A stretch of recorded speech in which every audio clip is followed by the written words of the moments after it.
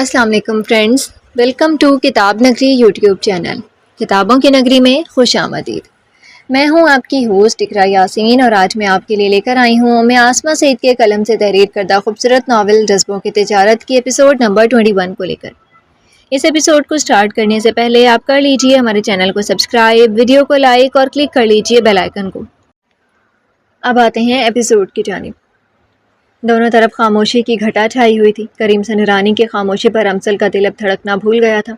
حلق کو تر کرتے ہوئے اس نے اپنی طرف یکٹک دیکھتے ہوئے کریم سنجرانی کی شربتی آنکھوں میں اپنے سوال کا جواب ڈھونڈا تھا۔ وہیں کریم سنجرانی ایک پل کو ٹھٹک گیا تھا۔ سامنے بیٹھی لڑکی 22 سال کی تھی، لیکن اس سے 10 سال چھوٹی تھی۔ کیا وہ اسے اپنی بیوی کے روپ میں دیکھ پائے گا؟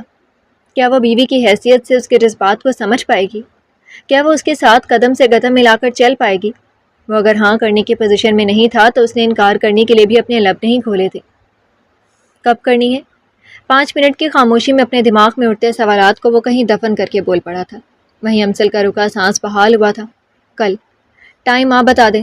امسل کے اس مختصر جواب پر وہ اپنی ہلکی براؤن داڑھی پر ہاتھ پھیر کر رہ گیا تھا۔ وہ واقعی ابھی بہت چھوٹی تھی، زندگی کے اتار چڑھاؤ سے انجان، رشتوں کے تقاضوں سے بے خبر۔ وہ کریم سنجرانی کو ایک کے بعد دوسرا جھٹکا دے رہی تھی۔ کیا آپ کی ممی جی کو یہ پتہ ہے جو آپ کرنے جا رہی ہیں؟ کریم سنجرانی نے ماں جی سے آپ کی ممی کا سفر ایک پل میں طے کیا تھا۔ آپ کو کوئی اعتراضات ہیں کیا؟ کریم سنجرانی کی بات کو مکمل اگنور کرتے ہوئے وہ سوال کر بیٹھی تھی۔ نہیں، بالکل بھی نہیں۔ کریم سنجرانی نے نفی میں سر ہلاتے ہوئے قدرے سنجیدہ لہجے میں کہا۔ وہ انکار کرنا چاہتا تھا لیکن نہیں کر پایا۔ سامنے بیٹھی اس نازک وجود کو وہ کبھی بھی کسی بات سے انکار نہیں کر سکتا تھا، اور یہاں تو وہ کریم سنجرانی سے وہ مانگ بیٹھی تھی جس پر صرف اس کا حق تھا۔ میں اٹلی نہیں چھوڑنا چاہتی، یہ میرا ملک ہے، میری یہاں بہت سی یادیں ہیں۔ میں نے بہت سوچا اور اس نتیجے پر پہنچی کہ ابھی ہمیں آپ کی ضرورت ہے۔ کوئی رشتہ نہیں بھی ہوتے ہوئے آپ کی موجودگی میں میری فیملی محفوظ ہے، تو جب کوئی رشتہ بن جائے گا تو سارے پرابلمز حل ہو سکتے ہیں، اور کچھ وقت کے ساتھ آپ اپنی اس فیور سے آزادی لے سکتے ہیں۔ ہماری شادی ایک سمجھوتا ہوگی جو آپ سے میں اپنی فیملی کے لیے کر رہی ہوں۔ امسل نے گہرا سانس لیتے ہوئے اپنی بات مکمل کی۔ اس کی آنکھیں، اس کی آواز اور اس کا چہرہ الگ الگ کہانی بیان کر رہے تھے۔ تو مس امسل عالم، آپ مجھے اپنے مفاد کے لیے استعمال کر رہی ہیں۔ آپ کی اور آپ کے گھر والوں کی حفاظت تو میں ویسے بھی کر رہا تھا، تو پھر یہ رشتہ جوڑنا کیوں چاہا آپ نے؟ کریم سنجرانی چہرے پر سنجیدگی لیے یکٹک امسل کی طرف دیکھ کر سوچ رہا تھا۔ وہ امسل عالم تھی، اس کے سینے میں دل تھا جو کریم سنجرانی کا نام لیتا تھا، لیکن وہ فیصلے ہمیشہ دماغ سے کرتی تھی۔ یہاں بھی وہ جذبوں کی سوداگری کر گئی تھی، جہاں خسارہ کریم سنجرانی کے حصے میں تھا۔ ٹھیک ہے، جیسا آپ کہیں گے ویسا ہی ہوگا، لیکن میری ایک شرط ہے۔ کریم سنجرانی کی بات پر امسل چونکی تھی۔ کون سی شرط؟ یہ سب ہونے کے بعد آپ لوگ اس گھر میں نہیں رہ سکتے۔ آپ سب کو میرے ساتھ میرے فلیٹ پر رہنا ہوگا جب تک صورتحال بہتر نہیں ہو جاتی۔ کریم سنجرانی کی بات پر امسل کا دل دھڑکا تھا۔ ایک فلیٹ میں رہنا کریم سنجرانی کے ساتھ اسے مشکل میں ڈال سکتا تھا، لیکن ابھی اس کے سامنے اپنی فیملی تھی۔ ٹھیک ہے، مجھے کوئی اعتراض نہیں، لیکن کچھ وقت تک، اس کے بعد ہم اپنا گھر لے لیں گے۔ امسل کی بات پر کریم سنجرانی یہ سمجھنے سے قاصر تھا کہ اس ہم میں وہ شامل تھا یا نہیں۔ اوکے، بس میں نے یہی کہنا تھا، اور اس کے علاوہ آپ کچھ کہنا چاہتی ہیں؟ کریم سنجرانی اب مزید وہاں رکنا نہیں چاہتا تھا۔ اسے ایک دھچکا لگا تھا۔ دل کے کسی کونے میں وہ امسل کے لیے جذبات رکھتا تھا جو اب یہ سب سن کر بہت بری طرح ڈسٹرب ہوا تھا۔ اسے وہ شخص اپنے مفاد کے لیے استعمال کر رہا تھا، جس کے لیے کریم سنجرانی نے بغیر کسی مفاد کے ہر قدم پر ساتھ دیا تھا، اور ابھی وہ امسل کو فیور دینے کے بعد اسے اپنے فلیٹ پر محفوظ جگہ رکھنا چاہتا تھا۔ یہ وہ پہلی غلط فہمی تھی جو امسل کریم سنجرانی کے دل میں ڈال بیٹھی تھی۔ نہیں، بس یہی کہنا تھا، اور تھینکس مدد کے لیے۔ امسل نے کرسی سے اٹھتے ہوئے اپنا بیگ کندھے پر ڈالا تھا۔ میں آپ کی کال کا انتظار کروں گی۔ کریم سنجرانی نے تھوڑی کے نیچے ہاتھ رکھتے ہوئے سر کو ہلکا سے جھکایا تھا، اور امسل ریسٹورنٹ سے باہر آ گئی تھی۔ کریم سنجرانی نے دونوں ہاتھوں کو اپنی گردن کے گرد لاتے ہوئے گردن کو خم دیا تھا۔ کچھ گھنٹوں میں ہی وہ اپنی زندگی کا اہم فیصلہ کر چکا تھا، اور اس کے گھر والوں کو اس کی خبر تک نہیں تھی۔ امسل جیسے ریسٹورنٹ سے باہر نکلی، اس کے قدم بھاری پڑ رہے تھے۔ ہر اٹھتا قدم اس کے دل پر بوجھ بڑھا رہا تھا۔ وہ کیسے اپنے دل کے مکین کو استعمال کر سکتی تھی؟ دماغ اپنا کام کر چکا تھا، اب دل ملامت کر رہا تھا۔ حلق میں آنسوؤں کا گولا بن گیا تھا۔ اس سے مزید ایک قدم آگے نہیں بڑھ پایا، اور وہیں فٹ پاتھ پر گھٹنوں کے بل بیٹھی، چہرہ ہاتھوں میں چھپائے پھوٹ پھوٹ کر روتی تھی۔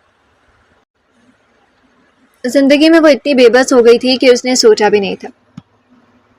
بچپن کے خواب شیشے کی طرح ٹوٹ کر بکھر گئے تھے۔ اس کا وجود ریزہ ریزہ ہو گیا تھا۔ وہ تپتی ریت پر ننگے پاؤں کھڑی تھی، جہاں سہارا پا کر بھی وہ خود کو جلنے سے نہیں بچا پا رہی تھی۔ سب کچھ ٹھیک کرتے کرتے وہ اپنے ڈیڈ کو کھو چکی تھی اور وہ اپنی محبت کو بھی کھو چکی تھی۔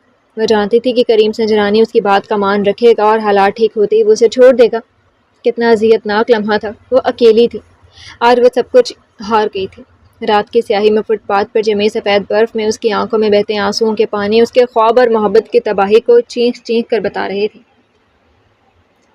حورین آفاق کے ساتھ فلورنس پہنچ گئی تھی جہاں اسے ریسیو کرنے رضا آیا تھا۔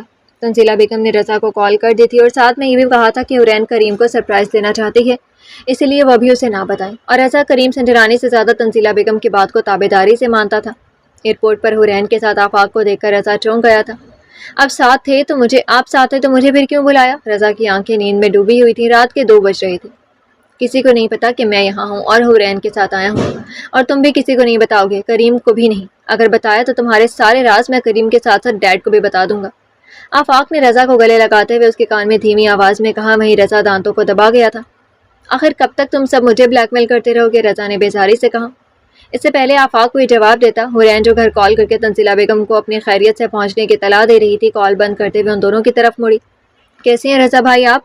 ایک مسکراہٹ کے ساتھ حورین نے کہا۔ اس کے چہرے پر سفر کی تھکاوٹ کی ذرا بھی آثار نہیں تھے۔ ہوتے بھی کیسے؟ وہ ایک خوبصورت سفر میں اپنے من چاہے شخص کے ساتھ جو تھی۔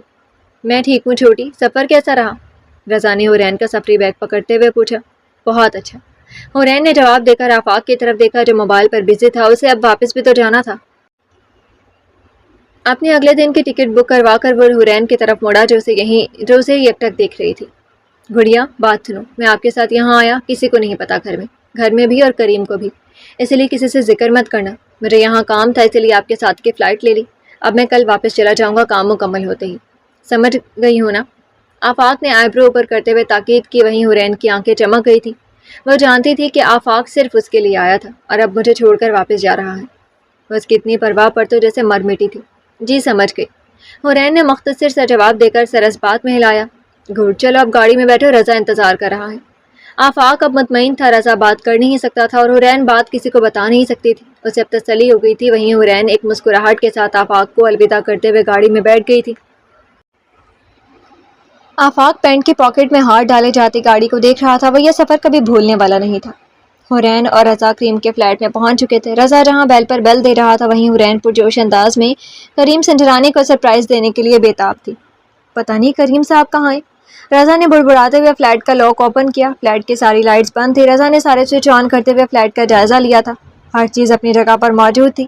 کچن میں بھی کوئی حرکت محسوس نہیں ہوئی۔ کریم بھائی یہاں نہیں ہے کیا؟ حورین نے اپنا شولڈر بیگ صوفے پر رکھتے ہوئے کہا۔ شاید وہ آج یہاں نہیں آئے۔ رضا نے کمرے کا دروازہ کھولتے ہوئے ایک نظر ڈالی۔ ٹاول بیڈ پر تھا اور کچھ پیپرز بھی بیڈ پر پڑے ہوئے تھے، مطلب وہ یہاں آئے تھے اور اب نہیں ہیں۔ کمرے میں نظر ڈالتے ہوئے رضا نے کریم سنجرانی کو کال ملا دی تھی اور آج پہلی بار کریم سنجرانی کا نمبر بند جا رہا تھا۔ رضا کو پریشانی ہوئی، لیکن اپنے پیچھے صوفے پر کریم سنجرانی کا انتظار کرتی حورین کی طرف دیکھ کر اس نے خود کو سنبھالتے ہوئے حورین کی طرف مڑا۔ لگتا ہے کریم صاحب ہوٹل میں ہوں گے، میں انہیں کال کرتا ہوں، آپ ریسٹ کریں۔ وہ سامنے کریم صاحب کا روم ہے، ساتھ 2 روم ہیں، لیفٹ میں آفاق کا، جب وہ یہاں آتا تھا تو وہ اسی کمرے میں رہتا تھا، اور رائٹ والا حارب کا ہے۔ آپ جہاں چاہیں آرام کر لیں۔ رضا کے بتانے پر حورین فوراً صوفے سے اٹھی۔ آپ کہاں جا رہے ہیں؟ میں اکیلی نہیں رہ سکتی یہاں، مجھے ڈر لگتا ہے۔ حورین کی شکل رونے والی ہو گئی تھی، اب اس کا سرپرائز کہیں گھوم گیا تھا۔ یا اللہ، میں کہاں پھنس گیا ہوں؟ رضا نے دل میں سوچتے ہوئے حورین کی طرف دیکھا۔ اب وہ اس کی موجودگی میں فلیٹ میں اس کے ساتھ تو نہیں رہ سکتا تھا، چاہے اس بار اسے باہر صوفے پر ہی کیوں نہ رات گزارنی پڑتی۔ میں کہیں نہیں جا رہا، آپ فریش ہو جائیں اور یہ کچن ہے، اگر بھوک لگے تو کچھ بنا لینا، میں یہاں فلیٹ سے باہر ہی ہوں گا، آپ کو کچھ چاہیے تو گرین بٹن پریس کر دینا۔ رضا نے باہر کے دروازے کی طرف اشارہ کیا جہاں اسکرین کے نیچے کچھ بٹن لگے ہوئے تھے۔ ٹھیک ہے، میں اب چلتا ہوں، کریم صاحب سے رابطہ کر کے آپ کو بتاتا ہوں۔ رضا اجازت لے کر اب فلیٹ سے باہر آ گیا تھا۔ وہیں حورین نے یہ طے کر لیا تھا کہ وہ کس کے کمرے میں جا کر ریسٹ کرے گی۔ رضا مسلسل کریم سنجرانی کو کال کر رہا تھا، لیکن اس کا نمبر بند جا رہا تھا۔ پریشانی سے وہ فلیٹ کے باہر چکر پر چکر لگا رہا تھا۔ وہیں کریم سنجرانی اپنا موبائل فون بند کر کے بے مقصد فلورنس کی سڑکوں پر گاڑی بھگا رہا تھا۔ وہ صبح کے لیے خود کو تیار کر رہا تھا۔ یہ شادی چاہے ایک سمجھوتا تھی، لیکن کریم سنجرانی کے لیے کچھ خاص مقام رکھتی تھی۔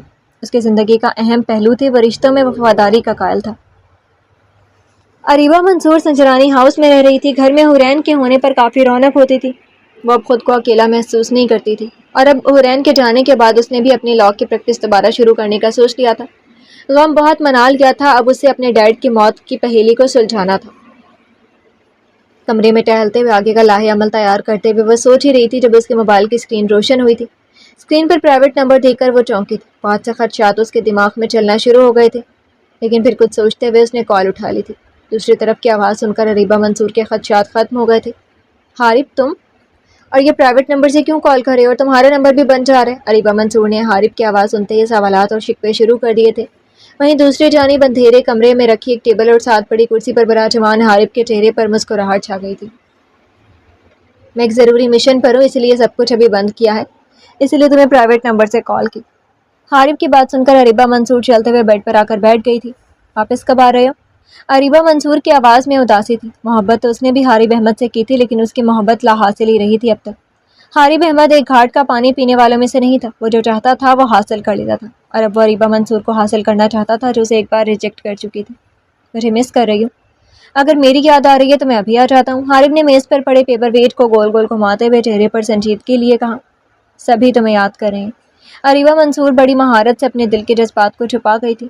پتہ ہے مجھے، سب مجھے بہت یاد کرتے ہوں گے، میں ہوں ہی یاد کرنے کے لیے۔ حارب کے لہجے میں ایک عجیب سی وحشت تھی۔ اریبہ منصور حارب کی بات سمجھ نہیں پائی تھی۔ کیا ہوا؟ چپ کیوں ہو گئی؟ اریبہ منصور کی خاموشی کو محسوس کرتے ہوئے حارب بولا، نہیں تو وہ بس مجھے ایک کام یاد آ گیا، میں بعد میں کال کر لینا۔ اریبہ منصور نے حارب کی اگلی بات سنے بغیر ہی کال بند کر دی تھی۔ اسے ہمیشہ حارب سے خوف محسوس ہوتا تھا۔ اس کی آنکھیں ہمیشہ سرد موسم کی طرح ہوتی تھی، چاہے خوشی ہو یا غم کا ماحول۔ حارب کی آنکھیں ہمیشہ ایک راز کی طرح ہوتی تھیں۔ اریبہ منصور نے گہرا سانس لیتے ہوئے بیڈ سے اٹھ کر کھڑکی کی طرف آ گئی تھی۔ کھڑکی پر پڑے گہرے آسمانی رنگ کے پردوں کو ہٹاتے ہوئے اس کی نظر کار پورچ کی طرف گئی جہاں نگین بیگم بلیک کار سے نکل رہی تھی۔ وہ ایک پروقار خاتون تھی، کوئی بھی ان سے متاثر ہوئے بغیر نہیں رہ سکتا تھا۔ احمد منصور بھی جب نگین بیگم کے ساتھ ڈنر کر کے آیا تھا، اس نے اس بات کا تذکرہ اریبہ سے بھی کیا تھا۔ احمد منصور نگین بیگم کی شخصیت سے متاثر ہوئے بنا نہیں رہ سکا تھا۔ گہرے رنگ کی شفون کی ساڑی پہنے، کالے بالوں کو کمر پر کھلا چھوڑے، 2 انچ کی ہیل پہنے، وہ ایک ادا سے چلتی ہوئی سنجرانی ہاؤس کے اندرونی دروازے کی طرف بڑھ رہی تھی۔ اریبہ منصور کے دماغ میں اپنے ڈیڈ کی باتیں گونج رہی تھی۔ وہ اس عورت سے ملنا چاہتی تھی، کچھ پوچھنا چاہتی تھی۔ اس کے ڈیڈ سے جو آخری بار ملا تھا وہ نگین بیگم تھی۔ کچھ سوچتے ہوئے اریبہ منصور نے بیڈ سے اپنا دوپٹہ اٹھایا اور کمرے سے باہر نکلی تھی۔ یہ پکڑو اور دیہان سے جہانگیر صاحب کی کافی میں روزانہ 3 قطرے ڈالنے ہیں۔ نگین بیگم نے سنجرانی ہاؤس کی سب سے کم حیثیت والی کچن میں کام کرنے والی ملازمہ کو کچھ پیسوں کی عوض خرید لیا تھا، اور وہی ملازمہ اب نگین بیگم سے وہ زہریلی بوتل لے رہی تھی جو جہانگیر سنجرانی کو آہستہ آہستہ اندر سے ختم کر دیتی، اور جہانگیر سنجرانی کی موت ایک قدرتی موت ثابت ہوتی۔ میڈم جی، میں پھنس تو نہیں جاؤں گی؟ اور اگر میں پکڑی گئی؟ ملازمہ نے اپنے خشک ہونٹوں پر زبان پھیرتے ہوئے کہا۔ جب تم مجھ سے پیسے لے رہی تھی تب یہ خیال کیوں نہیں آیا؟ اگر تم نے کوئی گڑبڑ کی تو یاد رکھنا تمہارا بیٹا جس اسکول میں جاتا ہے وہ مجھے پتہ ہے۔ اب دھیان سے اپنا کام کرنا۔ نگین بیگم کی بات سن کر ملازمہ نے فوراً اس بات میں سر ہلایا، اسے اپنا بیٹا عزیز تھا۔ آپ مسز نگین ثاقب سلطان ہیں نا؟ اریبہ منصور کی پیچھے سے آتی آواز پر نگین بیگم کے چہرے کا رنگ بدلا تھا۔ وہیں ملازمہ بوتل کو چادر کے نیچے چھپاتے ہوئے فوراً کچن کی طرف بڑھ گئی تھی۔ تم اریبہ منصور ہو نا؟ اپنا رخ اریبہ کی طرف کرتے ہوئے نگین بیگم کافی حد تک خود کو سنبھال چکی تھی۔ جی، میں وہی ہوں، اریبہ منصور، احمد منصور کی بیٹی۔ اریبہ منصور چلتے ہوئے اب نگین بیگم کے مقابل کھڑی ہو گئی تھی۔ بہت دکھ ہوا تھا تمہارے ڈیڈ کا سن کر، میں دوبارہ چکر نہیں لگا سکی۔ نگین بیگم کی بات سن کر اریبہ منصور نے سینے پر ہاتھ باندھے۔ کوئی بات نہیں، اگر آپ یہاں نہیں آتی تو میں آپ کے گھر آ جاتی۔ اریبہ منصور بات کرتے ہوئے نگین بیگم کے چہرے کے بدلتے تاثرات دیکھ رہی تھی۔ میرے گھر پر؟ وہ کیوں؟ نگین بیگم تھوڑا کنفیوز ہوئی تھی۔ ڈیڈ سے لاسٹ ڈنر آپ نے ہی کیا تھا نا؟ اریبہ منصور کی بات پر نگین بیگم کے چہرے کا رنگ پیلا پڑ گیا تو اس نے اپنے حلق کو ترک کرتے ہوئے اریبہ منصور سے نظریں چرائیں۔ جی تو فرینڈز، کیسی لگی آپ کو آج کی ایپیسوڈ؟ کمنٹ سیکشن میں ضرور بتائیے گا۔ پھر حاضر ہوں گے ناول کے نیکسٹ ایپیسوڈ کے ساتھ، تب تک کے لیے اجازت دیجیے۔ شکریہ، اللہ حافظ۔